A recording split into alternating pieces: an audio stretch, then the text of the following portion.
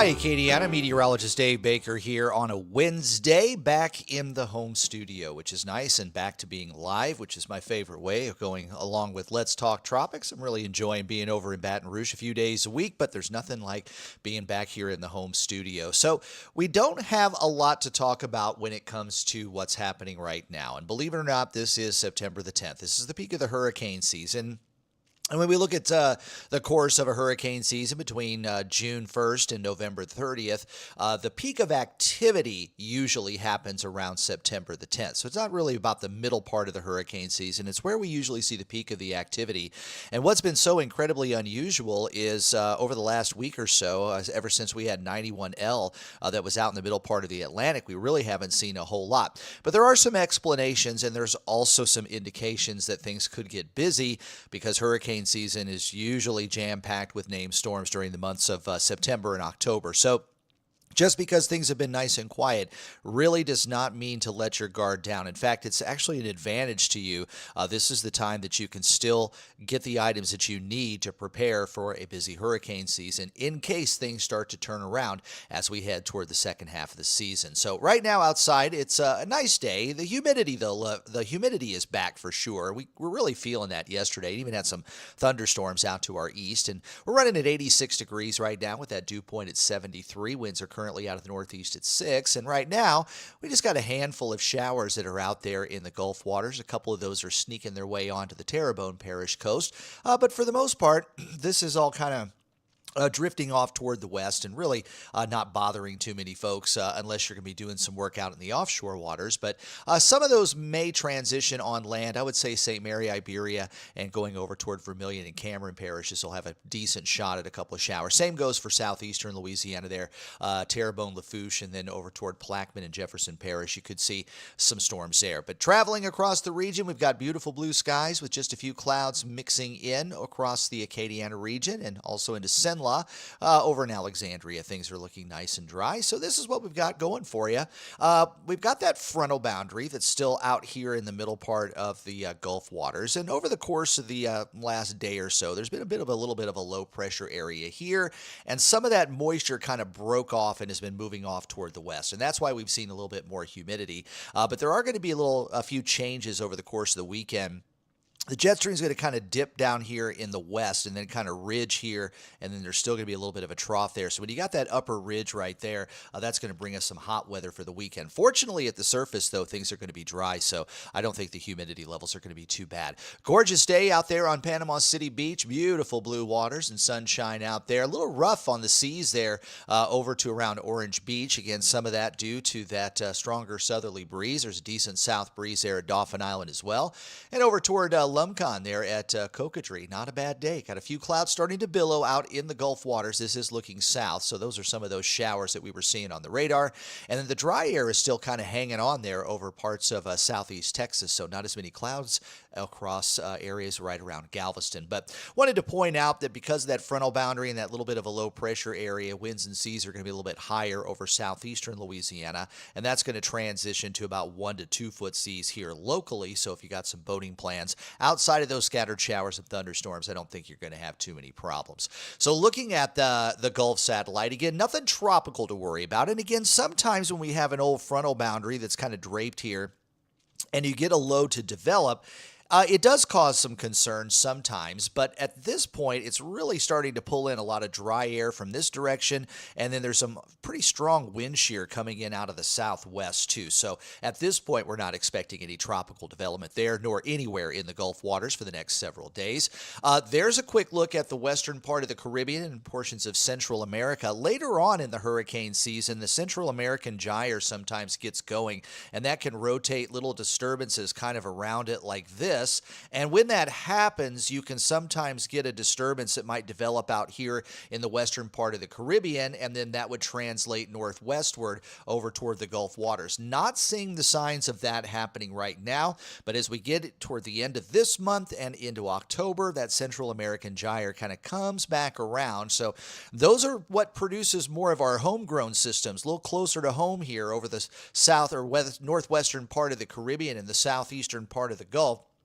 And when this systems develop in that area, it doesn't give us as much lead time to prepare for them as we do with some of those bigger, long-tracking hurricanes that come out of the Atlantic Ocean. But outside of a bit of a tropical wave, we got a little tropical wave maybe right here. I think there's more of an upper low that's kind of up in this area, and it looks like a little bit of a tropical wave kind of working off toward the west here. Really not much going on in the Caribbean right now. And really the same goes with the Atlantic. We've got that huge ridge of high pressure that's just staying here over the northern part of the Atlantic. And that is starting to throw some subtropical air. And we're going to talk a little bit about that. The Colorado State University team was talking about this, how some drier air has been kind of sliding down into the tropical areas. So with a lack of moisture, these tropical waves that are coming across the Atlantic basin just really don't have the moisture to tap into, and by the time they get to the western part of the Atlantic, kind of like what we saw with 91L, it just kind of fizzled out. And there's a bigger picture of the eastern Atlantic. You can see all we really have is just some thunderstorms here in what we call the intertropical convergence zone, but as far as any tropical waves coming off the African coast, even if they were, there's just a lot of dry air right here. So nothing's going to really survive here for the next several days. So the tropical weather outlook from the National Hurricane Center, obviously saying nothing's going to be developing here for the next 7 days. But what about going out a little bit farther? The new Global Tropics Hazard Outlook came out yesterday. So this is a first look at it for all of us here today. And you can see that there is a forecast for maybe some elevated activity there over to the west of the Cape Verde Islands and maybe across the middle part of the Atlantic. But you see here in weeks 2 and week 3 that the Caribbean and the southern part of the Gulf starts to light up, and even the parts of the Pacific. And again, we don't normally worry too much about activity over in the Pacific side because it tends to work its way off to the west, but that also, those next 2 weeks, might be an indication of that Central American gyre coming in, and that could, of course, form some systems there over the western Caribbean or the southern Gulf. Right now, the chances are very low, so we're not looking at anything forming here, at least over the next 7 to 10 days. And the Eurotropical Formation Forecast, and what this does is this just kind of shows you what to expect, and this is any tropical system that would either pass by or develop during the time period of September 15th through the 22nd. So that's this upcoming Monday through the following Monday. So this is really most of next week.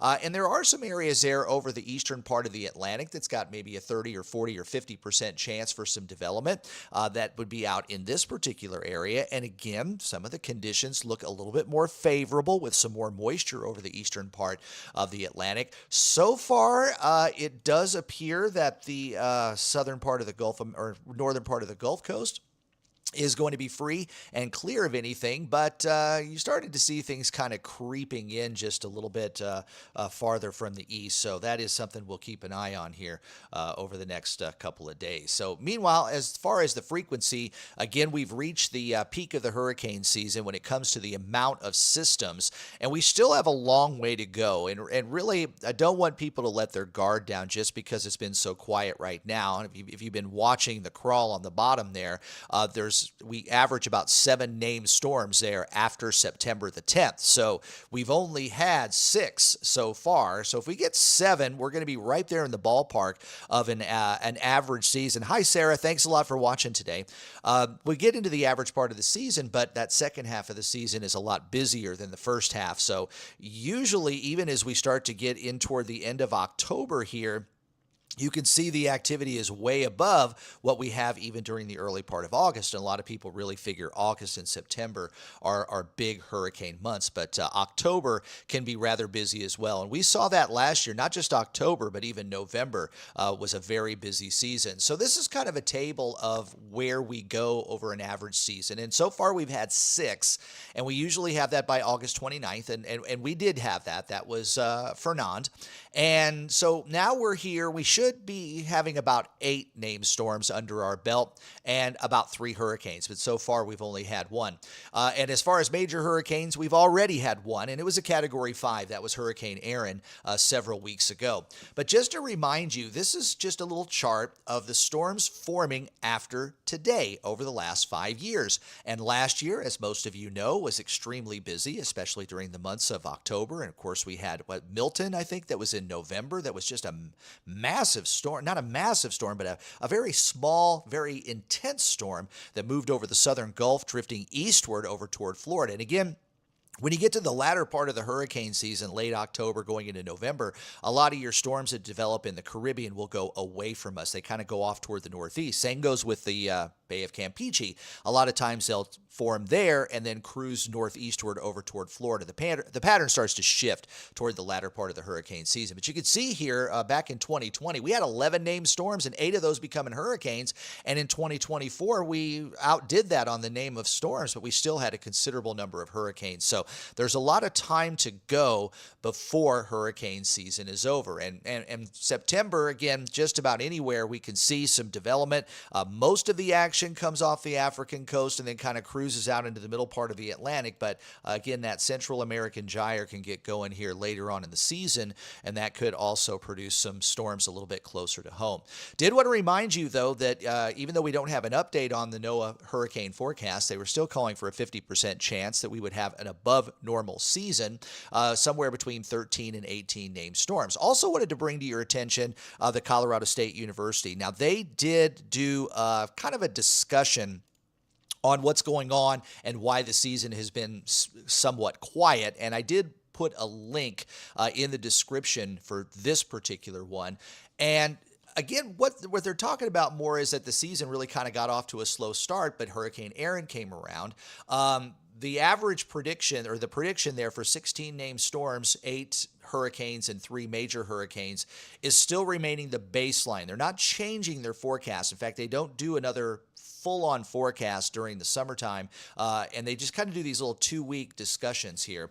But what they've been talking about is the dry and stable atmosphere that's been out over the tropical Atlantic, and that's one of the things that's really been kind of choking some of these tropical systems as they come off the African coast, and that's what we've been seeing here over the last at least couple of weeks. There's just been really a lack of moisture for these to be able to kind of tap into that. So we're going to go through the models here real quick, and here we are with the Euro model. And we'll just kind of forward it here. And again, we're not seeing a lot out over the Atlantic here. And I'm going through Friday, and now we're into the weekend here. And you see a little low kind of come off the African coast and drift off toward the west. So perhaps next week we could see something starting up there. But again, it doesn't look like it's going to be able to really hold on. And I'm going to just go ahead and grab some of the moisture here. And you can see that it's kind of wrapped in its own moisture, but all around it, the air is really dry on the outside of that. And it looks like you got a lot of Saharan dust and probably some dry air coming in there from the east. So that's one of those things that when you don't have the moisture available out there, you just aren't going to be able to get a tropical system to get going. It just can't do it in the dry air. But you can see there's a little bit of a low. Might be a tropical depression, maybe a weak named storm by the time it gets in this area, but then it's going to kind of work its way around this big ridge of high pressure over here, and hopefully will kind of curve away. So that would be the best case scenario, but you also see that there's another one kind of pulling in here, but we're beyond that 10-day forecast, and that's a little bit farther out than we really want to go. Let's go ahead and roll it back here and get into the GFS, and there we are for today. Nothing out there, maybe a little low developing along the front off the east coast, but that's not going to be tropical in nature. As we fast forward it here through the weekend, not really seeing much out there, maybe a little ripple of low pressure trying to work westward across the Atlantic. And as we get into the mid part of next week, this is a week from today, looks like the GFS trying to maybe get something going down here over the Yucatan area. We'll kind of go forward here and see what that does. And again, it looks like maybe something, if this is this would be probably a tropical depression that could possibly be impacting the southeastern coast of the U.S. But again, we're getting out here toward the end of the window of that 10-day period. So GFS may be suggesting something over the Western Caribbean, but it doesn't look like it's going to be very strong. And we'll have to wait and see if there's any other. In fact, let me go ahead and click back on saying, yeah, so it looks like the GFS, at least for a couple of runs there, has tried to put something in the Gulf waters. So we'll watch that and just see from model run to model run if we continue to see something developing there. Back here on the Canadian model, and as we zoom it forward here, again, Big ridge of high pressure continues to stay out here over the middle part of the Atlantic. And you get a couple of lows that are starting to work across the Atlantic. Not really seeing anything in the ballpark locally. And a low kind of rotating around that high up. It looks like maybe another low here. Coming up here. This, again, is all the way out to the 10-day period. So the Canadian, the GFS, might be talking about something developing over the western part of the Caribbean. But, again, that is way far out there, so we're just going to have to wait and see what happens. Finally, we'll go ahead and look at the ICON model. The ICON is pretty vigorous when it comes to developing tropical systems, but for the last couple of days, it's really been very quiet. Looks like a bit of a low trying to work there near the Cape Verde Islands off toward the west, rounding that big ridge of high pressure. And again, that ridge of high pressure that's over here, that's something else to kind of watch, because remember I was telling you how that kind of drives in some subtropical air down into the tropical region, and that sometimes can choke out some storms. But looks like the ICON tries to keep something out in the middle part of the Atlantic. So I would say if we're going to see anything developing in the next maybe week to 10 days, we'll probably see something out here and then maybe make a turn off toward the northeast. And, of course, we'll keep an eye on this area just because it's a little bit too close to home. But we'll watch those models as they go along. A lot of shear that's out there right now, especially here along the northern Gulf Coast, down across the Gulf, East Coast as well, and much of the Atlantic Basin. And there, again, has been a lot of Saharan dust and dry air. So that's been kind of choking things out a little bit more here over the western or the eastern part of the Atlantic. Not getting anything going. Water temperatures are still sky high, and that's kind of why I get a little more concerned about the Central American gyre getting going and maybe something going on in this particular area where not only our waters are above normal, but we've got a lot of heat potential, heat content there. That's the measurement of the hot water that goes not just from the surface of the ocean, but well down below. The deeper that 80-degree water goes, the darker the shade of red or even black that you're seeing on here. So the last thing we want is anything to come in this particular area, because if it gets the right atmospheric conditions and can tap into some of this heat content that's here, you can get a system ramp up very, very quickly. So don't let your guard down yet. Let's enjoy the fact that we haven't had any tropical systems visit us, but there is a long way to go. And like I said, this could be to your advantage. Go ahead and get the supplies that you need to be prepared for a tropical system to come in our direction, and we'll just keep our fingers crossed that nothing actually does. I hope you enjoy Let's Talk Tropics. I sure enjoyed, especially live here back in the home studio. Like this video, subscribe to my channel, and turn on those notifications. Don't forget, you can hear my forecast daily on Big 102.1, Planet Radio 106.7, and Freedom 95.1. And on select days, I'm over at WBRZ Channel 2 in Baton Rouge, Saturdays, Sundays, and Monday, Tuesdays on occasion. But we got a big Saturday show, 10 o'clock in the morning. LSU is going to be playing Florida, so I know that 10 o'clock morning show on WBRZ is going to be a fun one. If you can catch us on Channel 2, please do on your TV, and if you can't, you can always go to WBRZ.com and stream it live. Also, follow my social media pages, both on Facebook and X, and thanks to everyone who subscribed to Acadiana Weather Today right here on YouTube.